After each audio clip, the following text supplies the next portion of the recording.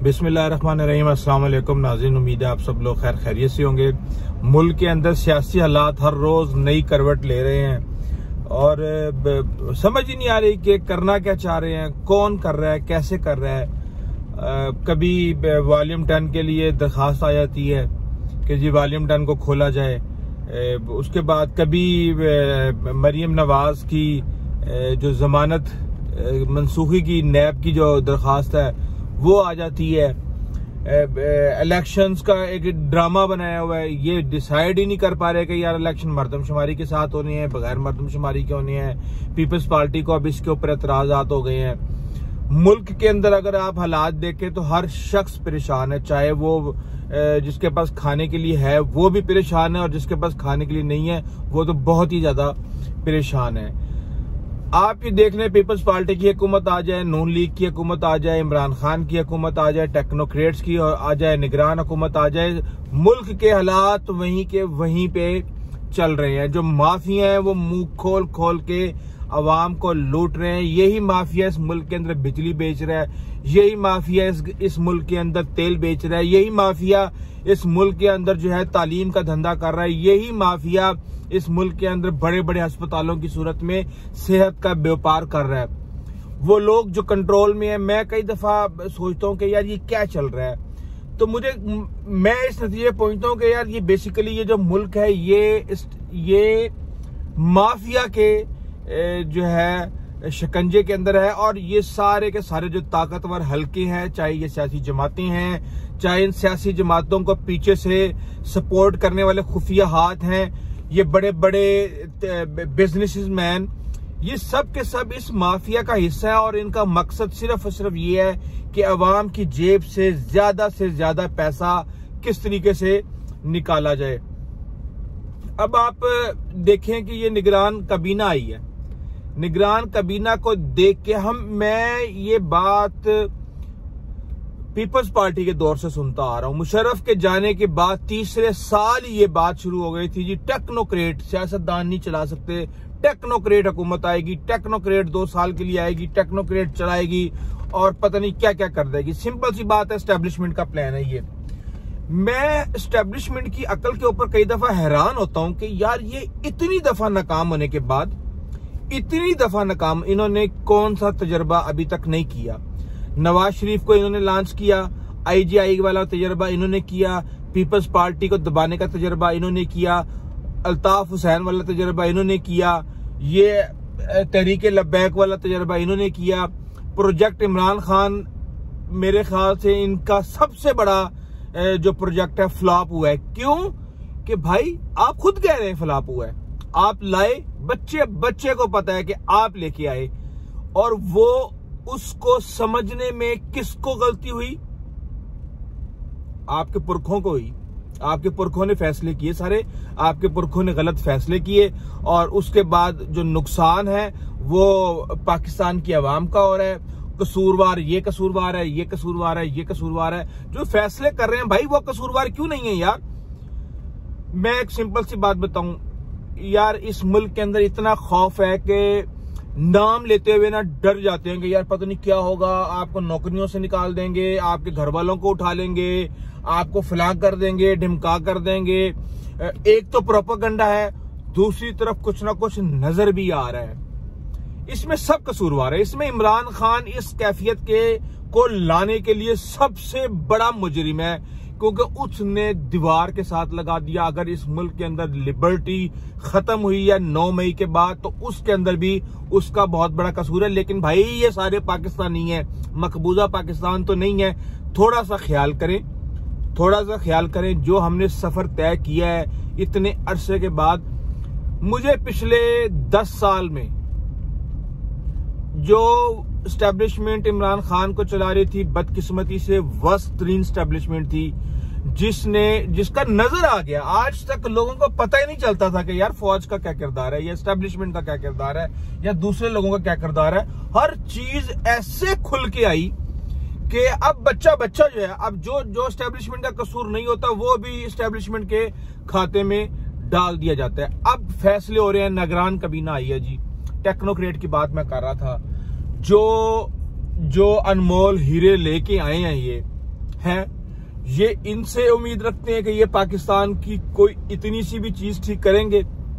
मैं आपको लिख के देता हूं, लिख के, इनसे कुछ नहीं होना है।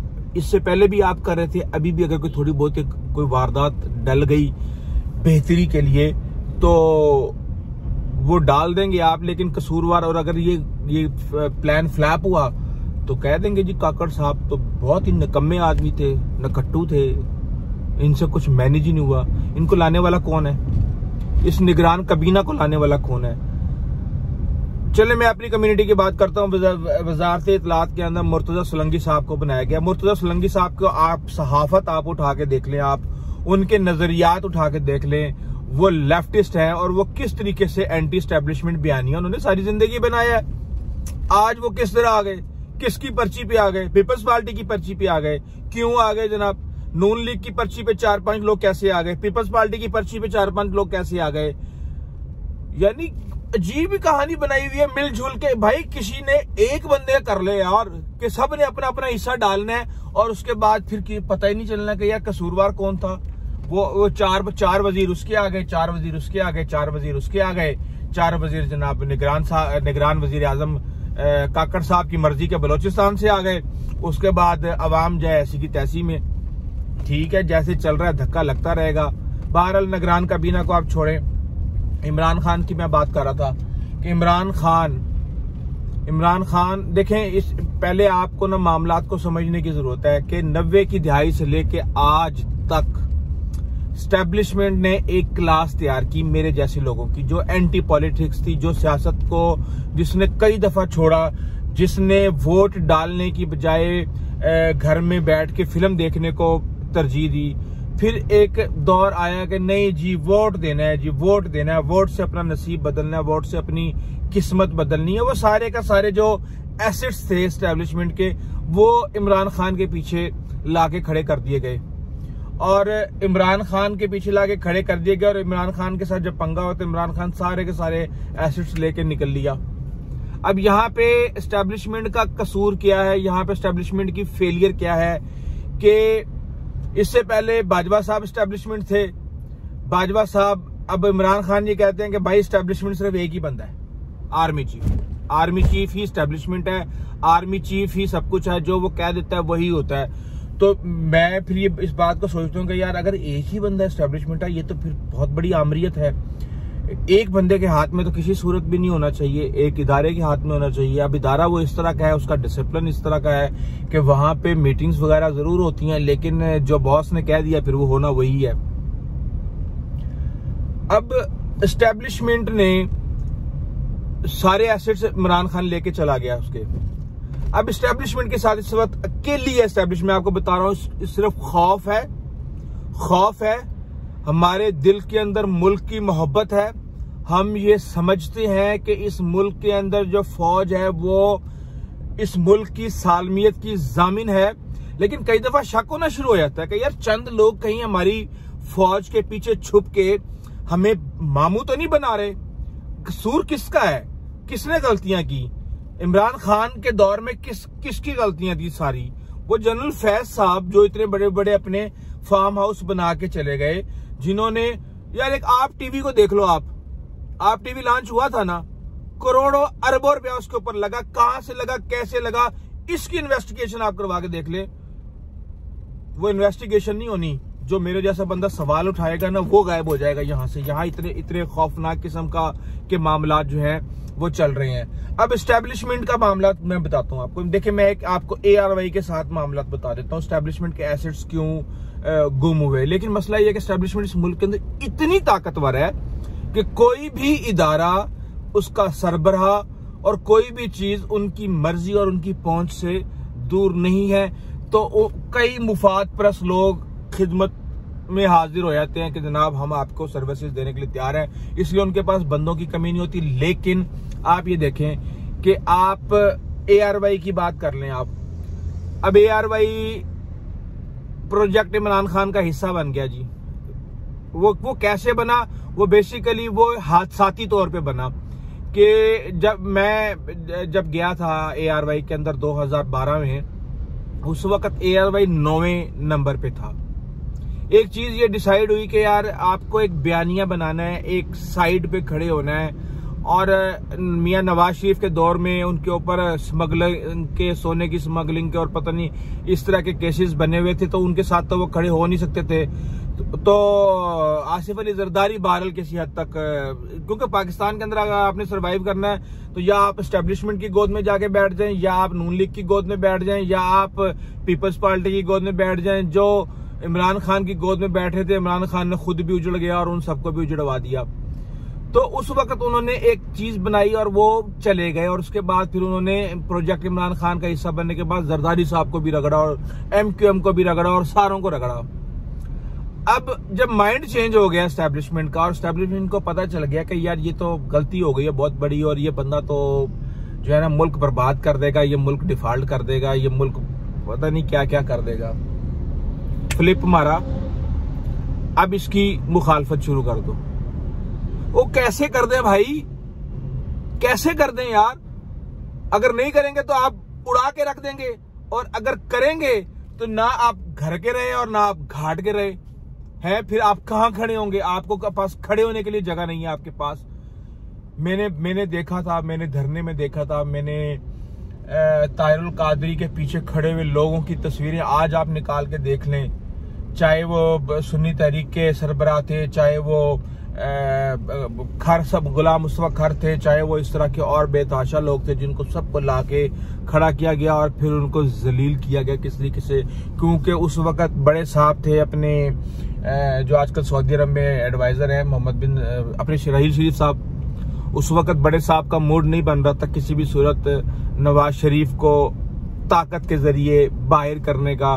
तो नीचे से एजेंसियां अपना जोर लगा रही थी कि भी आप किसी भी तरीके से साहब का मूड बनाओ। वो मूड बनाने के चक्कर में ताहिरुल कादरी का तो कूंडा करके रख दिया और साथ में जितने भी अपने एसेट्स थे उनको भी बर्बाद करके रख दिया। देखिए मैं पाकिस्तानी हूं, मेरे दिल के अंदर जो तकलीफ है, जो मेरे दिल के अंदर दर्द है, वो किसी भी सूरत को ये नहीं कह सकता कि वो हाफिज साहब से कम हो सकता है। किसी भी मुहब्बल वतन पाकिस्तानी की मोहब्बत को, उसकी मुहब्बल वतनी को, उसकी वफादारी को आप ओहदों के साथ रख के आप उनका मुवाजना नहीं कर सकते।